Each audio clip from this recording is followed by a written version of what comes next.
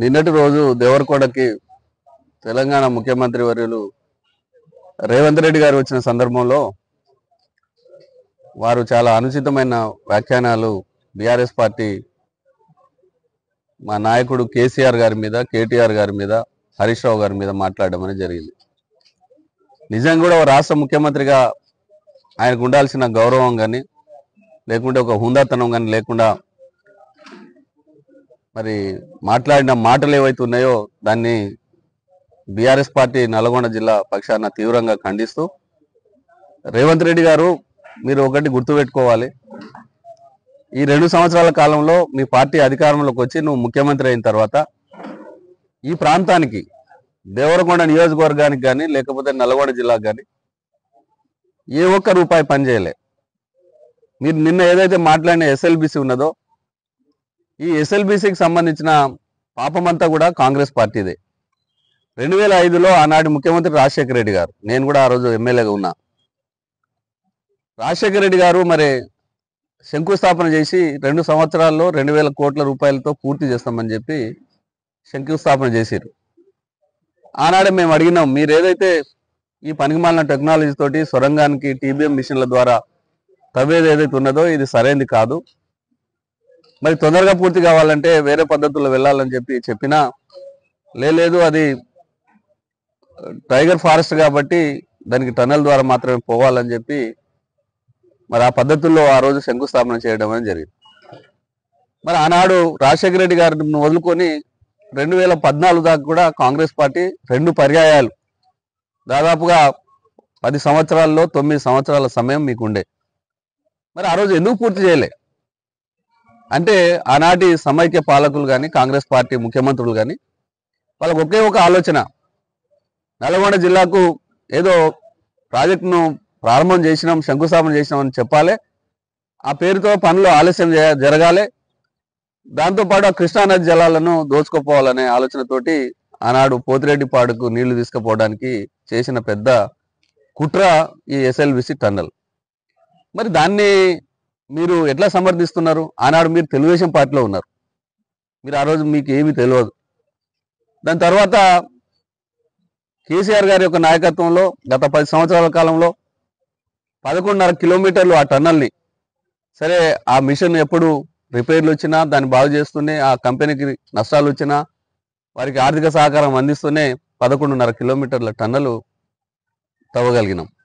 అదేవిధంగా దానికి సంబంధించిన రిజర్వాయర్, నకల్గండి రిజర్వాయర్ కానీ, అదేవిధంగా ఓపెన్ కెనాల్స్ కానీ దాదాపుగా 3682 కోట్ల రూపాయల విలువైన పనులు కూడా మరి గత ప్రభుత్వ హయాంలో మా ప్రభుత్వంలో జరిగినాయి. మరి ఇవన్నీ కూడా గత ప్రభుత్వంలో కేసీఆర్ గారి యొక్క నాయకత్వంలో జరిగితే ఏదో నల్గొండ జిల్లాకు కావాలని అన్యాయం చేసిరనే మాట మాట్లాడడం అనేది సరైనది కాదు. పోనీ మీరు వచ్చి 2 సంవత్సరాలు అయింది, ఇప్పటి వరకు ఎస్ఎల్బిసి టనల్కి సంబంధించి ఒక్క రూపాయి ఏమన్నా ఖర్చు పెట్టి పనిచేసినారా?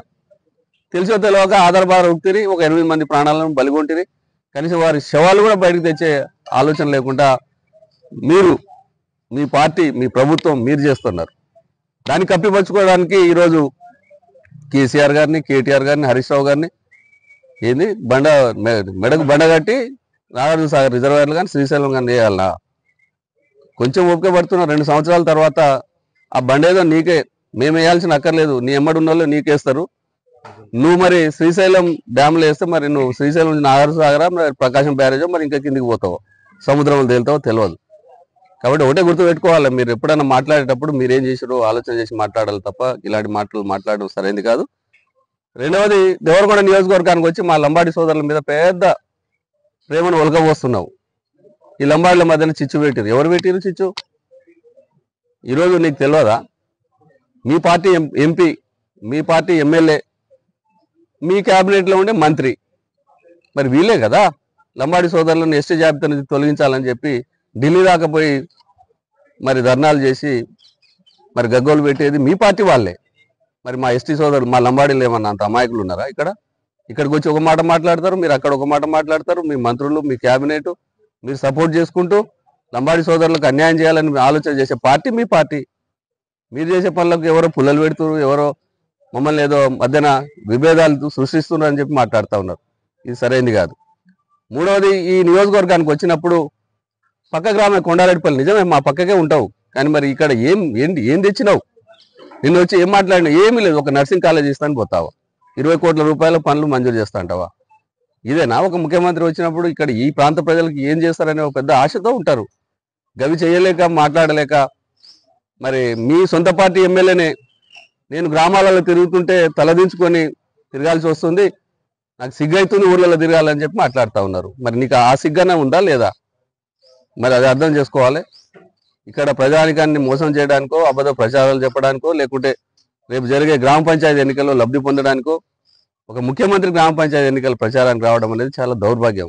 ఇంతకన్నా పరిమాణ రాజకీయాలు ఇంకెక్కడ జరగవు భారతదేశ చరిత్రలో. కాబట్టి మీ స్థాయి అదే, మీరు అది గుర్తుపెట్టుకోవాలని తెలియజేస్తాను. చరిత్ర సృష్టించినోడు ఇప్పుడు ఆ చరిత్రని తిరగరాయబోతున్నాడు. అబద్ధాల గోడల్ని బద్దలు కొట్టి నిజాలను రాగా మీ ముందుంచబోతున్నాడు. నిజమైన వార్తల కోసం వెంటనే డౌన్లోడ్ చేసుకోండి రా యాప్ని.